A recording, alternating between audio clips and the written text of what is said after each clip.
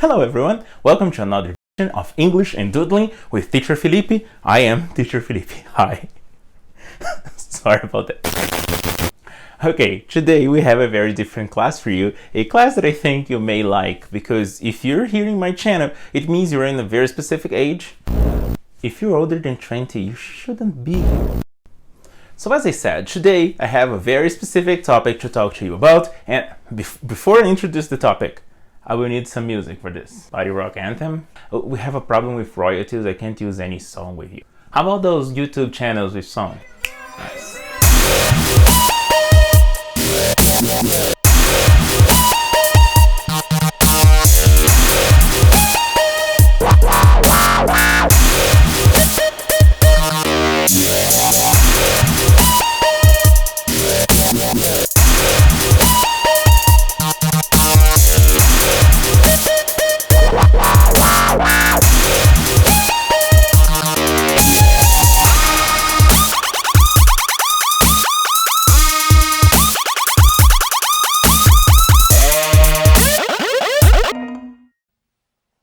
Wow!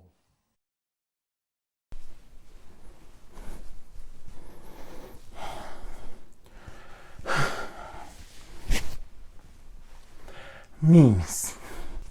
So, what's the meaning of meme? I got an article here to help me out to explain this to you. A meme is an idea, behavior, or style that spreads by means of imitation from person to person within a culture, often with the aim of conveying a particular phenomenon, theme, or meaning represented by the meme. A meme acts as a unit for carrying cultural ideas, symbols, or practices that can be transmitted from one mind to another through writing, speech, gestures, rituals, or other imitable phenomena with a mimicked theme. What? So the first thing you're probably asking is, why is my teacher talking about memes? Teachers ruin everything. If you talk about something, it's not going to be fun anymore. Also, you're too old to talk about memes. I know. I think about this meme a lot. How do you do, fellow kids? What? The reason for us to talk about memes are twofold. The first one is it's very similar to cartoons, especially political and editorial cartoons. I know you don't agree with that, but bear with me. The second reason we're talking about memes is because it's in your book. We're actually going to study memes. Why? Because we relate them very much with cartoons, specifically political cartoons or opinion cartoons. So let's discuss memes a little bit in a way you normally don't talk about memes. In a way that's not funny. First of all, based on the text we read, memes are something related to a culture, nice, and people need to transmit it from minds from one to another. Now, how do you do this? Have you ever seen a conversation on the street in which you bring up a meme? It's strange I asked this question.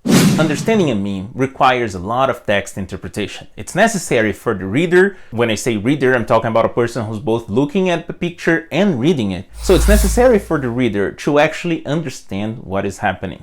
The biggest difference there is between a meme and a political cartoon is that in general, because of the way magazines and newspapers work, because of the way television works, sometimes it takes a while for you to get to specific information. So if something happens Monday, people will have the whole week before Sunday, and then on Sunday when they read the strip, they're like, oh, I know what these people are talking about. So you had 7 days to get yourself to understand the subject that is going to be discussed in a cartoon. A meme is way faster than that. What do I mean by that?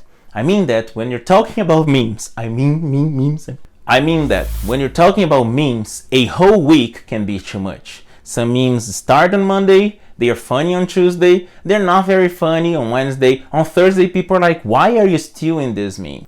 Some other memes are funny all the time. So, all the time. Memes can grow and be destroyed in less than a week. You should consider this. We have some magazines that are out only once a month. We used to have more of them, but nowadays we still have magazines and they are only out once a month.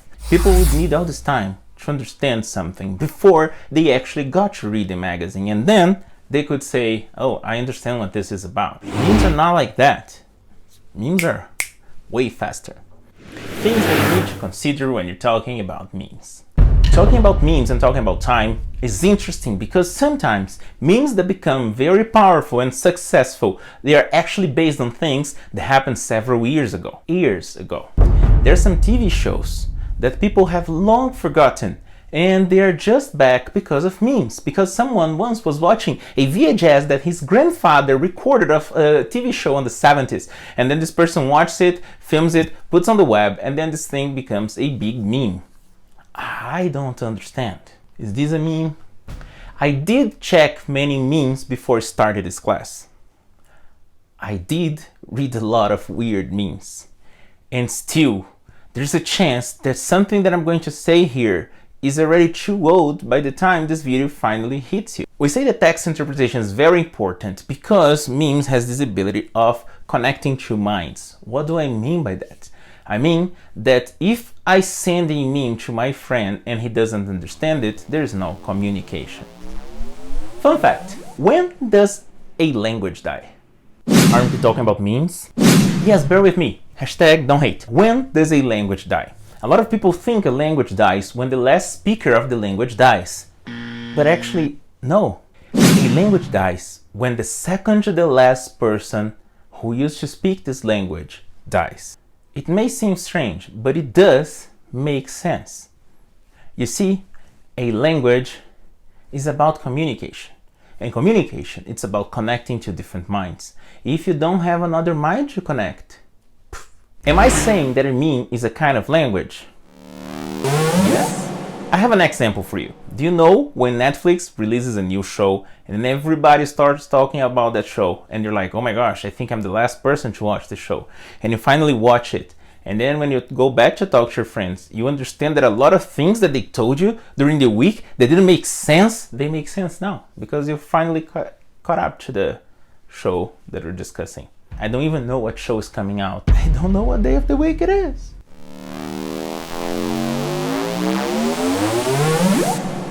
So, if you have never watched that show, how you will understand whatever joke your friend is doing? You don't. And the bad thing about this is that you cannot ask a person about a joke, like, I don't understand that joke, because a joke is not funny if you explain it. Back to the memes. What can happen that makes something become a meme? They're kind of general, and the thing I was talking earlier about the VHS and a show from a long time ago, this is the weirdest thing about the internet, and it's a hashtag. You can look for it. The internet never forgets, which worries me a little bit because I was dancing here like minutes ago. The thing about the internet never forgetting is that sometimes a person is going to post something and then this never gets successful. Like an artist, he makes a song, nobody hears about it, and then the song dies. And then years later, someone is going to find out about the song, or there's an actor who was in the music video for this specific song, and then this person finds that out, and then there's a funny scene in this video, and then it becomes a meme. They are not specific or restricted to anything. Memes are kind of everywhere. Okay, we've been talking about memes a lot, and still, I don't understand what a meme is. Am I too old? No, it's the kids that are wrong. Simpsons reference. I just explained the joke, right? Yeah, it's not funny when you explain. Am I so out of touch? No, it's the children who are wrong. If everything can become a meme, how can we study it? How can you understand it? There are websites, such as Know Your Meme, that are dedicated to find the origin of some specific memes. It really is a lot of work. So I know this was a very weird class. I'm sorry about that. Anyways, I hope you understood somehow why us adults care about memes so much. And why you should start thinking of them not only as something that is funny, but something that represents a critical thinking in a specific society. And I'm talking about our society, the society of the future. So thanks for being with me today. This was really fun, although it was the weirdest research I've ever done for a class in my life. I saw some weird stuff. There's weird stuff out there. Anyways, Thanks a lot for being with me. I hope you had fun and learned something. If you didn't realize until now, the end of the class, I was repeating do, does, and did a lot to emphasize stuff. If you want to go back and watch everything again, why? Get a life. Thanks for being with me. I hope to see you again in our next English and Doodling. Bye.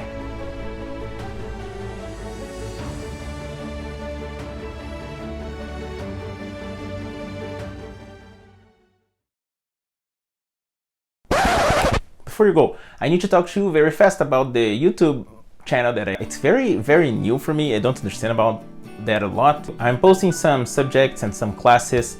They are supposed to be as weird as this one. If you get interested, if you kind of like it, please go and follow or subscribe. I don't know how you say that. I don't know. Well, subscribe, I guess. There's also an Instagram, right? It's important. It is important. So like, subscribe, follow on Instagram, whatever you think it's important, do it. Why? Because you're very far away, and this is a way of me keeping up with you. And I hope I kind of teach you and you kind of learn why we are so far apart. Well, thanks a lot again, and bye-bye.